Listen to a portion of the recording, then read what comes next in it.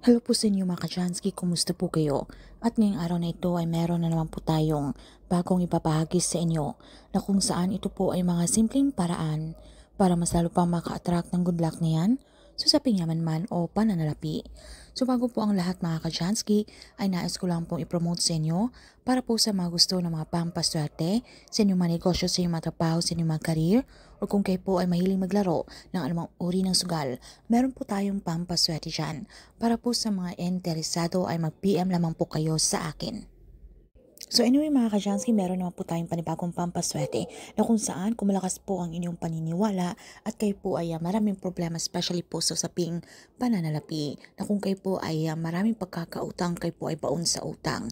So kung kayo po ay nawawala na po ng pag-asa sa inyong buhay dahil puro na lang po problema ang dumarating sa inyo.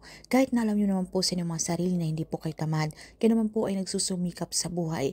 Pero bakit tila kailap o kay talang ng swerte? Kung meron mang tayong inaantay, lagi pong nakahang, marami pong mga delayed.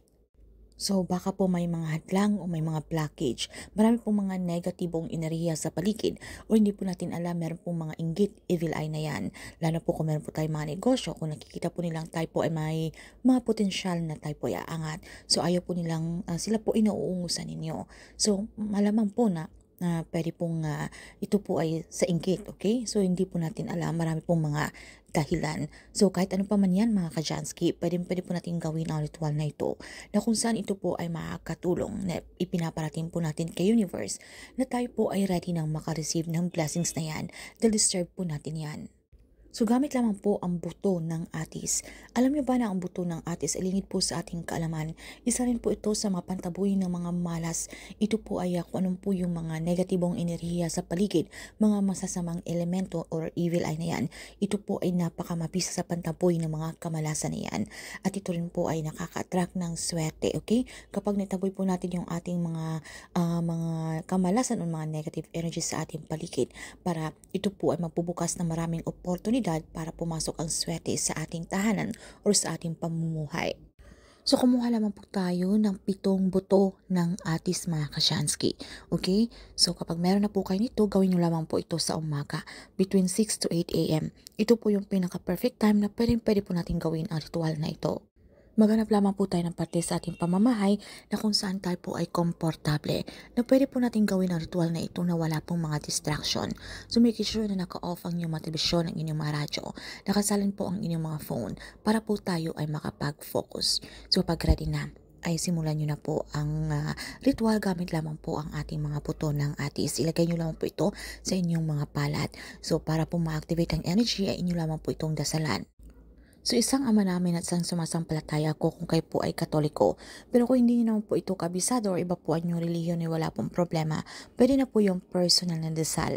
Basta't ang importante naman dito mga Shensky, tayo po ay sincere, tayo po ay taos-puso kapag tayo po ay nakikipag-communicate kay universe.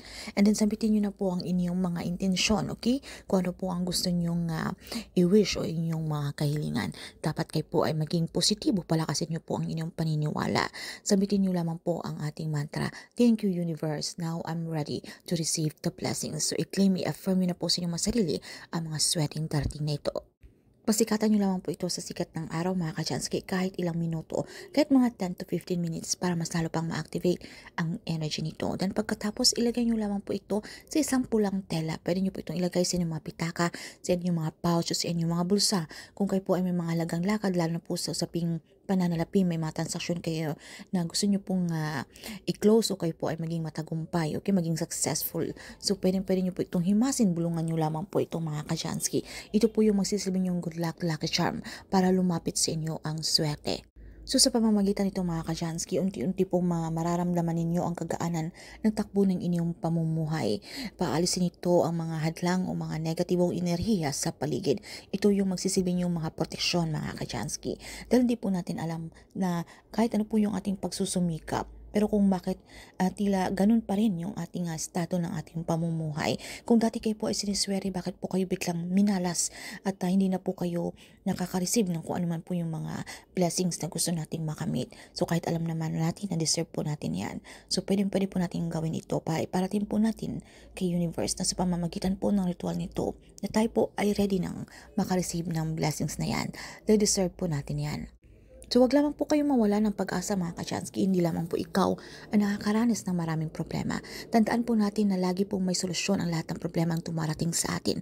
Ang kailangan lamang po natin gawin ay wag po tayong sumuko sa hamon ng buhay. So kailangan mas patuloy pa rin po tayong magsipag, tayo po ay magsumikap. Wag po nating hayaan na wala po tayong ginagawa or tayo po ay maging tamad na lamang at hantay na lang po tayo ng grasya. So dapat kayo po ay maging produktibo, okay? Mag-isip pa rin po tayo ng mga bagay kung paano pa po tayo mas lalong umangat. At ito pong mga pampaswerte, isang kapayo, inspirasyon lamang para mas lalo pang lumapit ang swerte na yan. So good luck po sa inyo mga Kachansky.